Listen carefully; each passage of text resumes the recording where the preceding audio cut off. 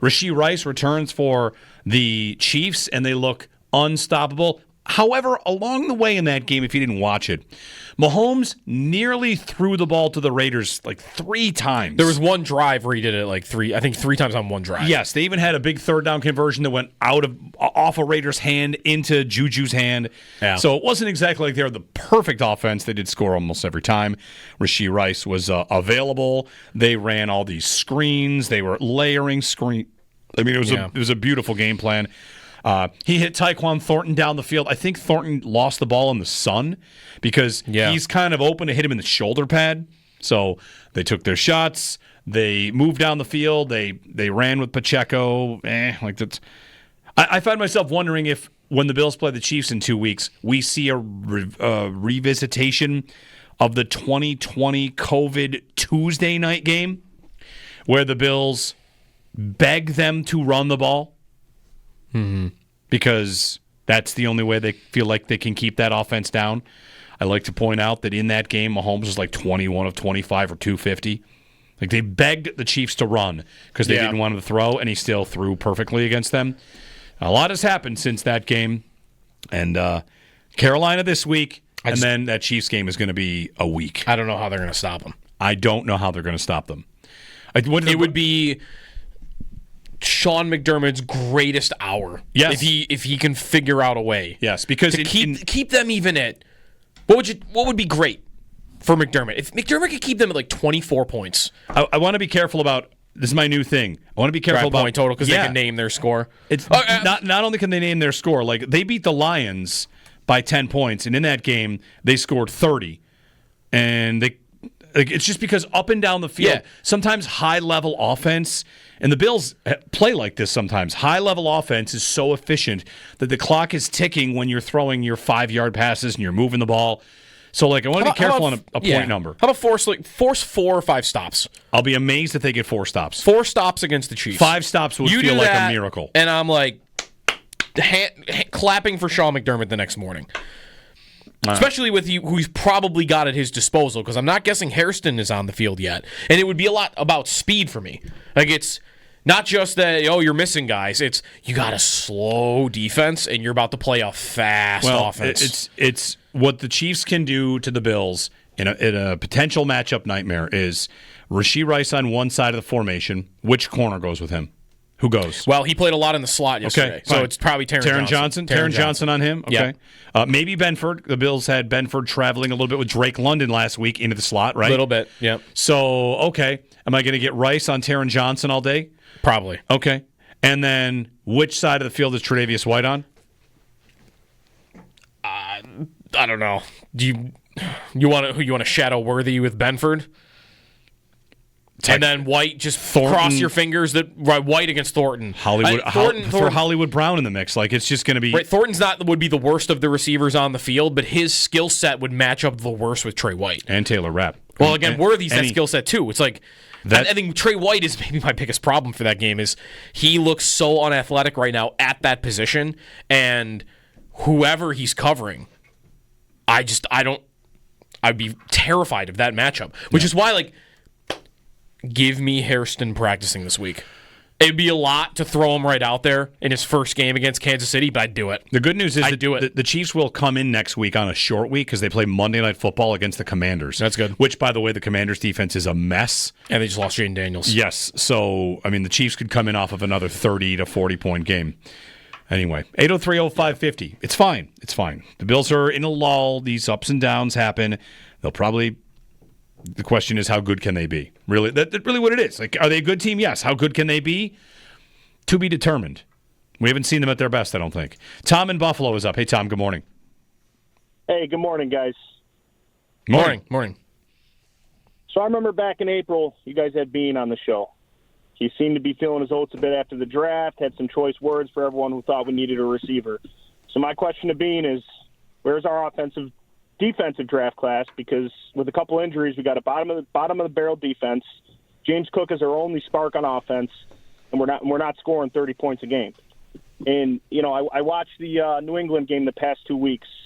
Mac Hollins, he's no superstar, but he gives the offense a spark. He's making some plays, and he's getting paid half the money Curtis Samuel is. and it looks like he's doing a little more than Curtis is even when he's active. So, I just think we need some juice on offense and some answers from Bean. I'll hang up and listen. Thanks, Tom. One thing about Holland's departure, I feel like it surprised them. I bet they thought they were getting him back. Mm-hmm. And if he does come back, do they sign Josh Palmer? Ooh, I think so. Or if maybe they don't sign Elijah Moore or someone. There's one other move. Maybe Shavers doesn't make the team. Well, the other thing I would say is if Hollins does come back, which I think they wanted him back, wasn't his answer when he was asked about it saying you'd have to ask Mac? Yep. They wanted him back, and I mean Josh talked glowingly about him last week when he came in for a visit with the Patriots. If they re-sign Mac, maybe they don't sign Josh Palmer. Maybe they do find their way to drafting speed.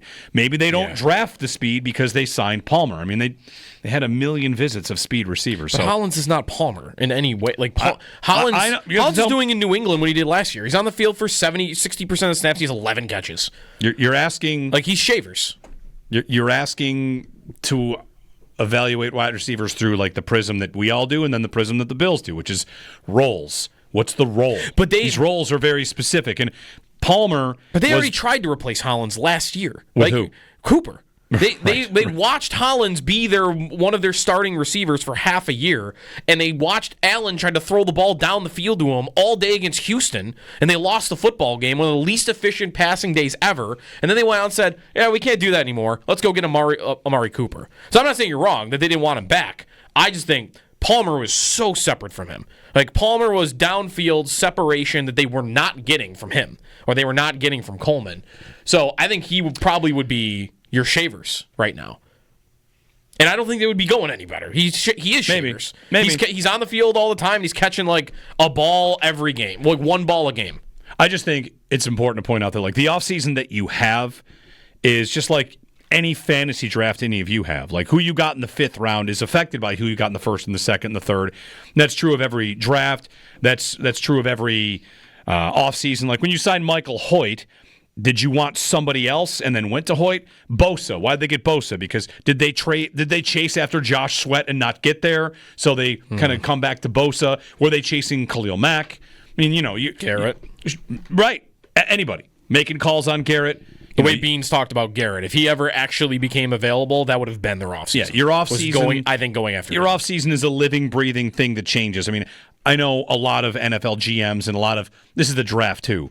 We like to evaluate what happened as if everything that happened is what you wanted to happen. That's what every GM would like to tell you. But, of course, it changes as it goes. I guess what I'm asking, though, is if they had wanted... What they wanted to happen was Hollins to sign, what would be different right now? Because I don't really think anything. Vibes. Maybe. I mean, into a second year of the vibes, maybe that's why he's a nomad that travels around, because maybe after a year of the vibes, it goes, why is this dude that only catches 30 passes a year on the field 80% of the time? You get out before that starts to happen. He blocks. Also, as Sal texted us, point out, he got more money. Oh, no, there's no dispute about that. $10 million over 2 years, I can't imagine the Bills were anywhere near that. Oh, right. I'm not confused about he left for more. Why he left. Yeah. No, I don't think he left because he was mad. It was a matter of, I think they thought they'd get him back, and he got an offer. They didn't think maybe he'd get that offer. Yes. I think that they were surprised he got the offer that he got from New England, and that he would leave for it. New England did do that a lot this offseason.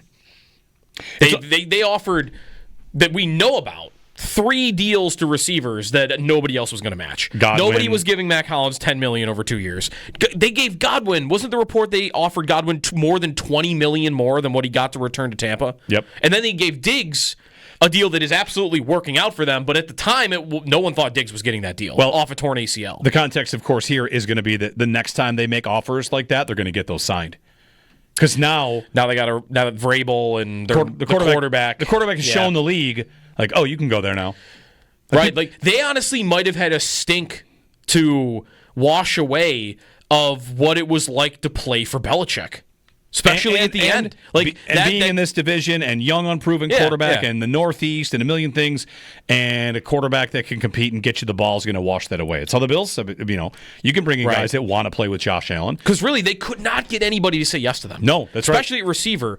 And now right? Like I think Vrabel probably does the most of that heavy lifting. Drake May probably does a lot too, but I think they're going to have a lot easier time. Wasn't there also a report that they had the Ayuk trade, but he wouldn't sign an extension? Yeah, Cooper too. Everybody. There was a report that they had a deal done, I think, for Amari Cooper, and Cooper didn't want to go there. Yeah. And Ayuk didn't want to go there. Like I think that's happened a lot. I would bet the days of receivers saying no thanks to them are over. And I think they'll probably go after one more.